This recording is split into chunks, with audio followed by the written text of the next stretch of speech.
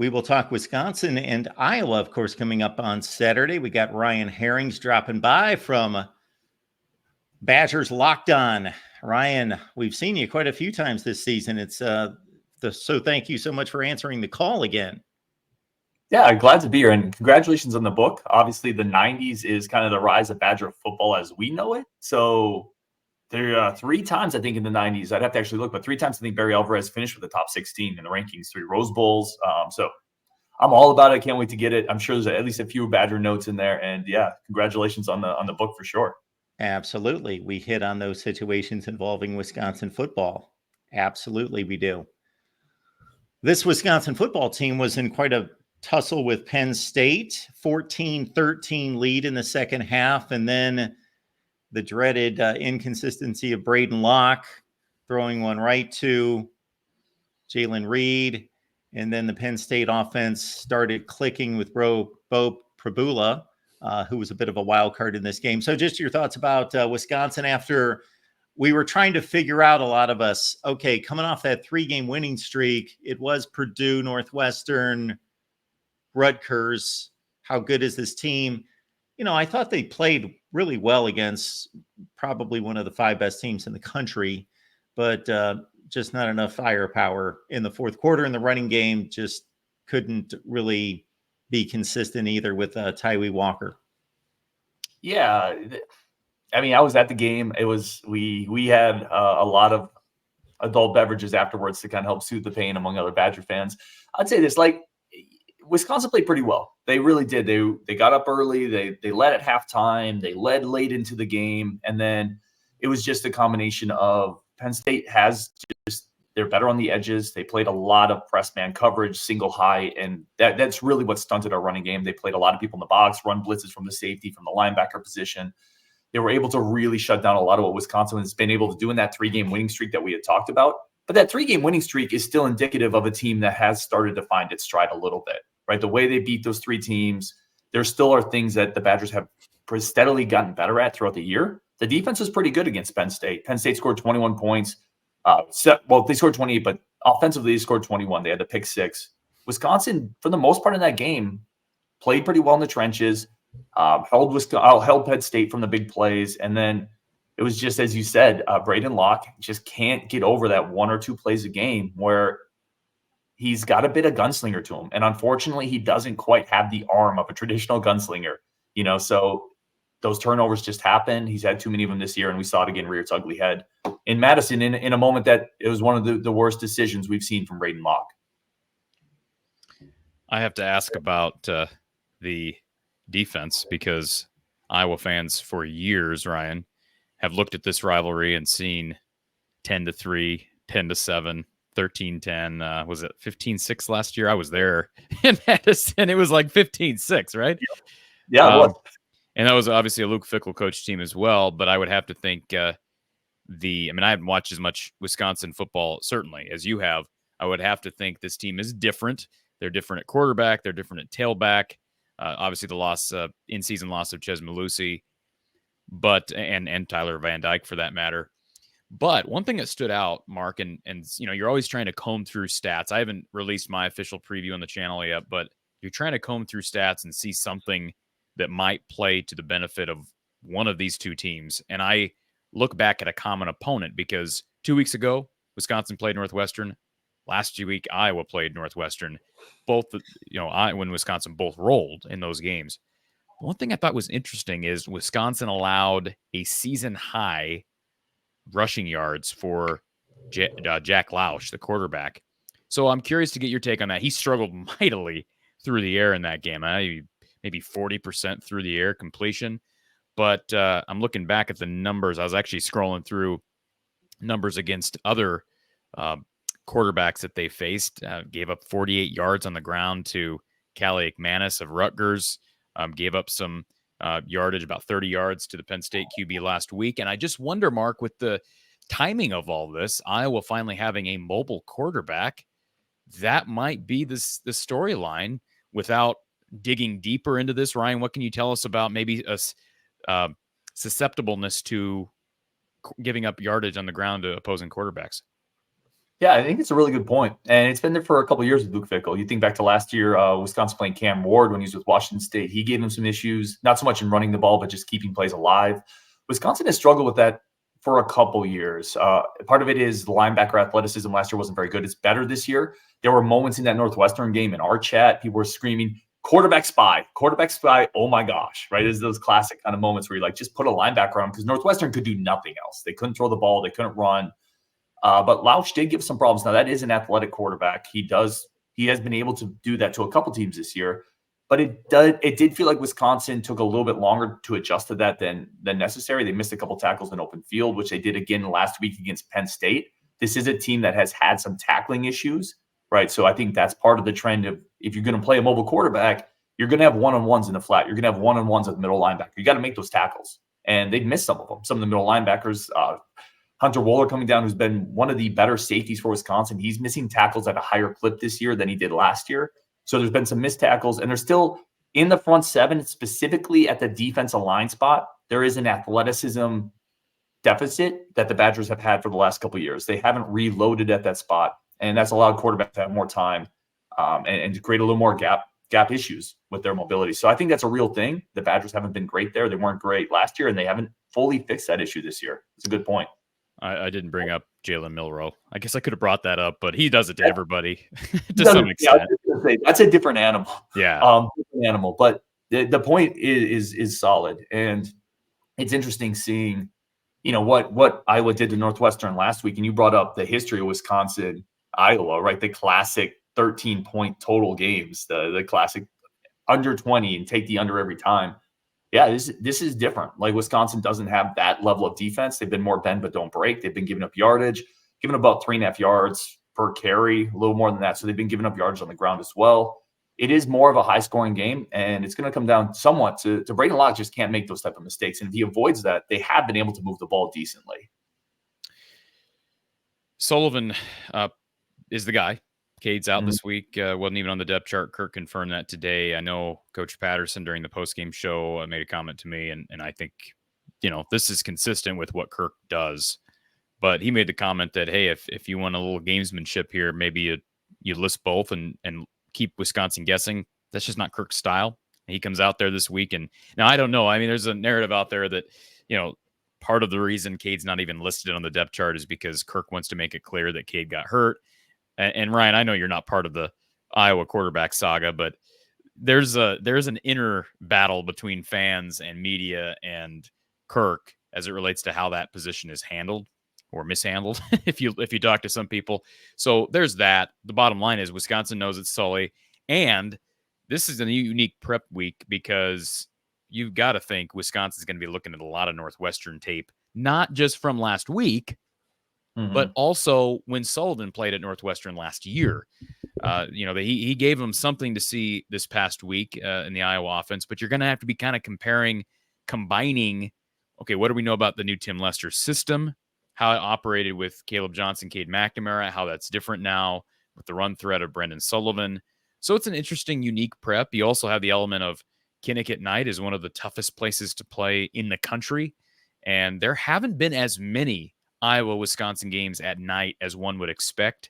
It seems like, kind of just going off my own memory recollection of things, these teams often would play in that mid-afternoon slot. Game would be late in November and finish at night, but you don't get as many night games late November. In this case, it's late October. You're going to get a night game, and you're going to get more night games in general now with the new TV contract. So there's kind of an interesting storyline there as well. For fans that have not watched Wisconsin much this year, Ryan, talk about Braden Locke. I know Mark referred to his struggles. The Miami transfer, Tyler Van Dyke's out. Who's the kid remind me who the kid is that transferred up from Oklahoma last year? Yeah, he's already gone. That was Nick Evers. So he came in, Oklahoma, 4-star dual threat guy. He's at UConn this year. It's amazing how quickly these things. Okay, so he hopped in the portal and that's what I was wondering, because I'm thinking, okay, he's a second-year guy in Locke, or is he second or third? Was he redshirt? So he's a redshirt sophomore, but his first year Mississippi State. So he's been at Wisconsin 2 years. This is his second year at Wisconsin in the system. Got some starts last year when Tanner Mordecai got hurt. I'll say this, he's had rough luck. Braden Locke has had rough luck. Last year, he comes in, Tanner Mordecai's the guy. he gets hurt, and he has to come in the middle of the Iowa game against that defense. That's Braden Locke's first real stuff. And then he has to play against Ohio State last year. This year, TVD gets hurt. He comes in the middle of the Alabama game. Like, there's no like layup to success here for Braden Locke. Like, coming during the Iowa game last year or the Bama game this year. And even this year, he had that kind of middle stretch, but then he's going to have to play Penn State, Iowa, USC on the road for a second. Like, it hasn't been an easy road for him, but he also hasn't made it easy. Too many turnovers. Like I said, he has a bit of a gunslinger mentality. He will push the ball downfield, which for Badger fans has been a welcome sight. He came from Texas, where he set the 6A state record for touchdown passes. He has some of that gunslinger mentality. And there are moments, I just got done talking to a guy who went back and watched all the Badger 22 film, connections to the Wisconsin program. There are moments when Braden Locke looks incredible, drops a dime on deep seam routes, vertical routes, and then he'll come back and he'll throw that pick against Penn State where there's just nobody in the middle of the field, and it's just backbreaking. So inconsistent decision-making. Issues at the line of scrimmage. He gets a lot of passes tipped. He's not the biggest guy. For Iowa fans that haven't seen a lot of Braden Locke, not a mobile quarterback, this is a definite pocket passer. Wants to stay in the pocket, is going to try to make reads, and will try to push the ball downfield. But it just comes down to inconsistency with decision-making. Too many fumbles in the pocket, too many turnovers, too many forced passes, and you just can't win. You just can't win at that level if you're going to turn the ball over. His stats weren't great last year. He did throw 30 passes against Iowa in relief of Mordecai, which is something. I don't remember when Mordecai got hurt, but Wisconsin threw the ball a lot in that game. Mm-hmm. And so, again, there's some interesting storylines given the fact that this is his first quote unquote 2-play Big Ten opponent, or opponent in general. There's only team he's played twice, I'm assuming. How much time did Mordecai miss time? I guess last year you said Locke did play against some other teams, so maybe that's not true. Yeah, so Mordecai missed about 4 games. He broke his hand. I think he was about halfway through that game in Iowa. I think late second quarter. So Mordecai came in, and that game was just terrible. But you can't come in against that Iowa defense as good as it was last year as a backup and expect much success. He has shown growth in some areas. Again, it's that deep ball touch that's there. The Wisconsin pass protection's been pretty good this year. So they've been able to give him a little bit of time to find those deep shots. Vinny Anthony is a receiver on the edge that's really started to give Wisconsin a bit of a vertical threat that they haven't had in recent years. He was able to do it against USC on a double move. He's a guy that you could see Penn State was starting to key on. Like, they would really play that bump and run and then put the safety on his side to kind of take away some of that vertical threat. So if you're an Iowa fan kind of looking at what Wisconsin could potentially do, they're going to look to get deep shots to Vinny Anthony, work underneath with Will Pauling, and then it's the same old Wisconsin, right? Inside zone power, Tyree Walker, let's run the ball, let's control the clock. And it's really going to be the recipe for Wisconsin this year. And Mark, this is kind of a reversal in roles as well, because I don't know the last time, even last year, I wouldn't have considered this to be the case. When's the last time Iowa played Wisconsin, where Iowa clearly has the bruiser at tailback? I mean, that's every year Iowa faces Wisconsin, and Wisconsin's got the likes of, how many yards did Melvin Gordon pop off against Iowa and Kinnick back in 2014? Mark probably has the answer to that. How many big performances for Clay and Ball and Ogunbowale, and I mean, just go down the list. Braylon Allen hurt Iowa a lot. What was that game? 2018 at Wisconsin. Braylon Allen was just a man amongst boys. So a reversal of roles there as well. Iowa's been a little bit more feast or famine here last couple games. Michigan State kind of set that tempo and that precedent, although I thought Iowa just played poorly up front against Michigan State. First half against Northwestern, they actually struggled to establish a run as well. It has been more feast or famine from a perspective of there have been more negative plays as the season has went on. Part of that is loading the box and sending people at KJ. However, last week with Brendan Sullivan coming in the game, that seemed to open things up. So there's going to be some decisions that have to be made by that Wisconsin defensive staff of how you defend this Tim Lester offense now that you actually have a mobile quarterback. Mark? Yeah, well, this Wisconsin offense is obviously in that transition phase, as we've discussed with Ryan throughout the offseason. You mentioned the big play capabilities of Anthony on the outside.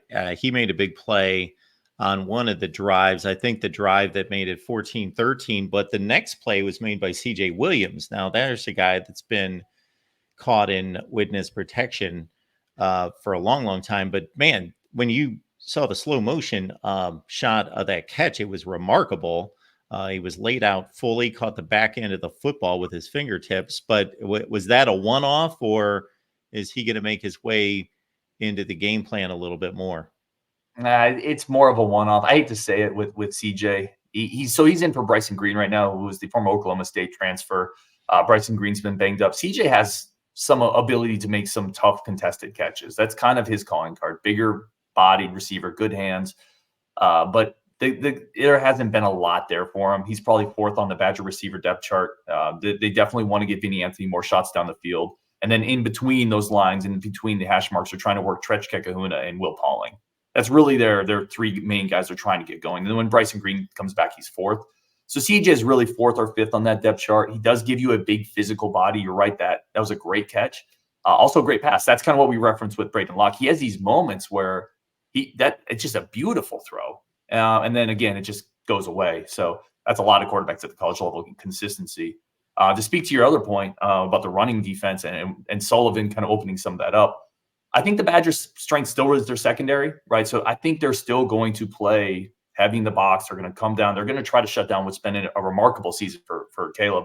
And they're going to say, we dare you to beat us on the back end. That's still where their veteran players are. That's still where their better defenders are with Hunter Wold or Rico Holman. Nazir Forkreen is a cornerback on the other side that has played really well this year. So the Badgers have had some issues against the ground this year, and they're going to load up. They're going to load up and say, we dare you. We dare you to beat us. And we'll see. I think Sullivan opened some of that up for sure. But the Badgers are going to test him again. That'll be the game plan coming into it. Only one other question for me, Corey. I don't know what else you have for Ryan. I don't have much. I'm just excited to see this rivalry reestablished with very different circumstances and interesting storylines as always. It seems like every week this year, Iowa's had an intriguing between the lines storyline. I mean, last week it was Sullivan and Jacob Gill going up against their old team. And so, now with all these players bouncing around, teams are looking at out of conference or other programs tape film more. They have to. There's just not a whole lot out there. And same with Lester. I'm guessing, they've got quite a bit of tape now on Lester, but I know a lot of opponents have had to go back and look at what he did at Western Michigan and probably a little bit at Syracuse and whatnot. So I'm excited to see how this plays out. And I don't love the night games at this point just because I don't like the late nights, but it's fun. I mean, Connecticut night is amazing, and it will be hopping, even though Iowa's played their way out of contention for much of anything of significance postseason. Fans are going to show up. It's going to be packed. I believe it's the blackout. I have to go back and look at that. I'm pretty sure it is. So it'll be cool under the lights. Ryan Herring's joining us from Locked On Badgers. Please join him right there. Ryan, anything in particular that people need to know about this week? No, just like I said, I always appreciate coming on and talking ball with both you guys. I will point out too, like Wisconsin has also played itself out of any real contention, but what a big game still. Both teams are 5-3, right? 3-2 in conference. A big game in terms of, can you get to 7 wins? Can you get to 8 wins? Because Wisconsin's still got a couple doozies coming up. They still have a game against Oregon coming up. Minnesota is playing pretty well this year. You're going to have to go to Nebraska. So in that sense, kind of, can you get to 8 wins this year? Can you get to 7? This game for both teams is going to play a pretty big role in that. And I love the rivalry. I love playing Iowa. My goal is to get to Kinnick for a night game. So I'm super stoked just to see that environment on TV. I know it's an incredible one. So nothing more to add to that. I agree. It's a great rivalry. I can't wait to see it this weekend. So Ryan, on that point, I don't know that I would argue, without really thinking about it, but now that I have for about 3 seconds, that there's not a series in the Big Ten, a matchup that has been more impacted by this conference realignment than this game, because it's no longer a division that's owned by these two teams to move on to a conference championship game. They're 2 of 18 now, and they're just kind of caught within this mix of all these teams. Do you think that takes away from it? And Corey and I spent the first 10 minutes of this conversation talking about Iowa's remarkably slim. We still hold on to some kind of hope of some kind of playoff, but that the disappointment is that there's an expansion to a 12-team playoff, and Iowa was very much making that a goal, and they've basically played themselves out of it. I don't know that Wisconsin had those kind of aspirations, or at least people did not have them for Wisconsin. So, under this changing landscape, has it changed this matchup for you? For me, it hasn't. I think if I talk to the majority of Badger fans, they would agree, because this Iowa-Wisconsin rivalry has so much shared history, so many shared people, stories. The people in these states are very similar. It just feels like there's so many shared bonds there that I don't think anything's really going to change that. The Big Ten did a great job keeping this as one of the protected rivalries because it shares so much continuity, so much passion, so much history. So to me, it doesn't. The Iowa, the Big Ten West thing was a relatively later construct in this rivalry anyway, and a rivalry that was already pretty established. So I think the connections run too deep. I definitely understand the question, because for a long time, kind of who is the better of these teams was the front runner to represent the West and head to the Big Ten title game. But let's be honest, that just meant you got beat by the East. So it really wasn't that big of a prize at the end. And I think the shared history and the culture between these two teams just runs too deep.